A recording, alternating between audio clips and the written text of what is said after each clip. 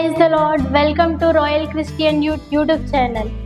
ఈరోజు దేవుడు మీతో మాట్లాడబోతున్న వాక్యం మత్తయి 5వ అధ్యాయం 11వ వచనం. నా నిమిత్తము జనులు మిమ్మల్ని హింసించి నిందించి మీ మీద అబద్ధముగా చెడ్డ మాటలు ఎల్ల పలుకునప్పుడు మీరు ధన్యులు.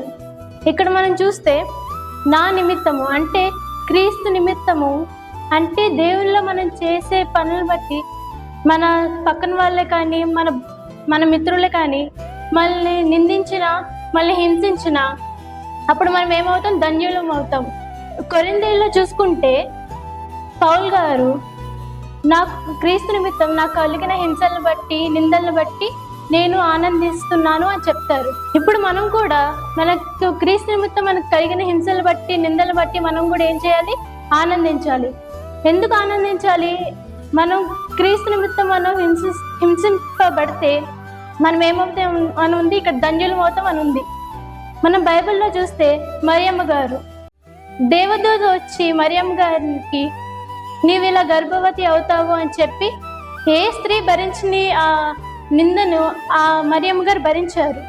లోకం ఆమె నిందిస్తుందని తెలిసి కూడా క్రీస్తు నిమిత్తం ఆమె ఆ నిందను భరించింది. అందుకని ఏమైంది? లోకంలో ధన్యురాలయ్యింది, కన్యక ధన్యురాలయ్యిందని రాయబడి ఉంది. మనం కూడా ఏం చేయాలి? క్రీస్తు నిమిత్తం మనకు కలిగిన నిందలను బట్టి హింసలను బట్టి మనకి ఇతరులు ఏ నింద మనం పడినా సరే మనం ఆనందించాలి.